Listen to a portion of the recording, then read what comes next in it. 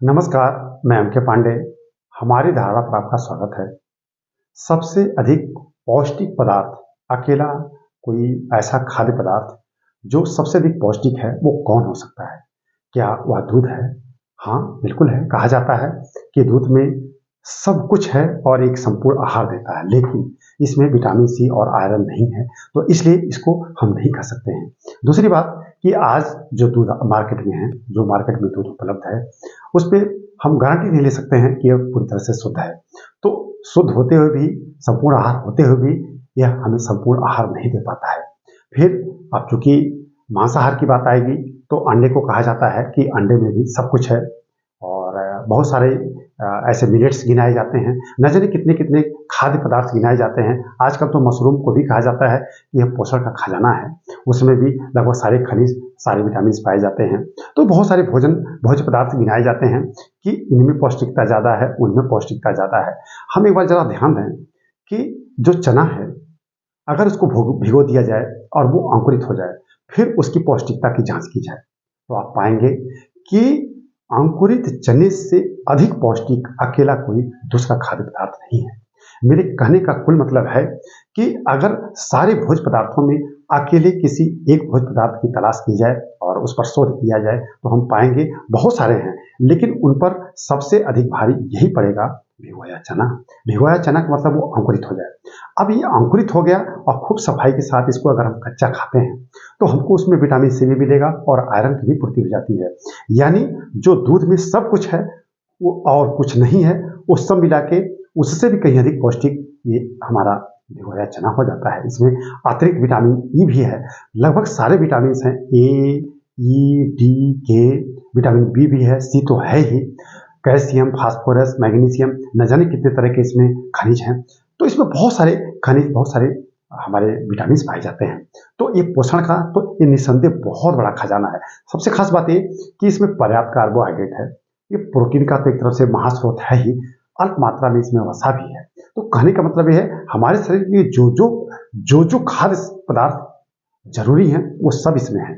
तो ठीक है, ये पूरा आहार तो हो नहीं सकता है, इसके भरोसे तो जीवन यापन हो नहीं सकता है, लेकिन सुबह अगर इसको हम पर्याप्त मात्रा में, यानी 2 मुट्ठी अगर हम चना भिगो दें, तो बहुत ज़्यादा हो जाता है। और अगर उसका हम पर्याप्त सेवन करें, हफ्ते में 2 दिन, 3 दिन, 4 दिन, जितना हमको लगता है, अगर हम खाली पेट सुबह सेवन करते रहें, तो हम लंबे समय के बाद हम पाएंगे कि शरीर में कुछ अलग ही ऊर्जा इससे मिलती है।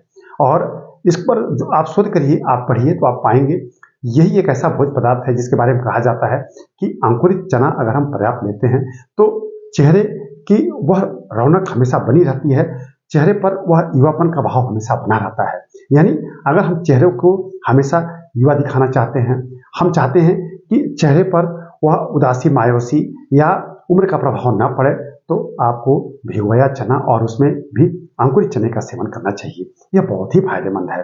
तो युवापन को बनाए रखने का एक बहुत बड़ा ये स्रोत माना जाता है। दूसरी बात ये कि अगर हम भिगोया चना खाते हैं, तो ये 2 चीज़ और काम करता है। एक तो हमारे वेट लॉस के लिए भी बहुत फायदेमंद है, यानी हमारे ये वेट को लॉस करता है। दूसरा, शुगर कंट्रोल भी करता है। तो शुगर तो कंट्रोल ऑटोमेटिक करेगा, संतुलित है, और इसमें सीधा कार्बोहाइड्रेट ज़्यादा नहीं है, तो निश्चित रूप से हमारे शुगर को तो कंट्रोल करता ही करता है।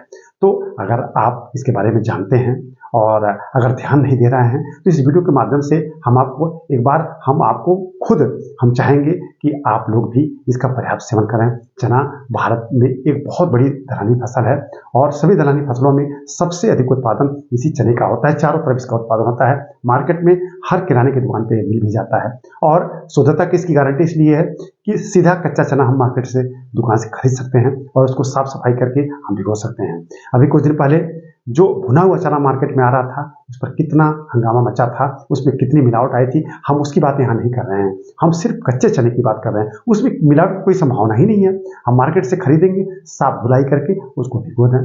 तो मुझे लगता है कि कच्चा चना और अंकुरित अगर हो गया है, 48 घंटे के बाद उसका अगर हम सेवन करें, सफाई के साथ हम भिगोएं, तो थोड़ा समझदारी के साथ कि सड़ने ना पाए, वो बचा के कि पानी में ही हम बहुत दिन तक न रहने दें।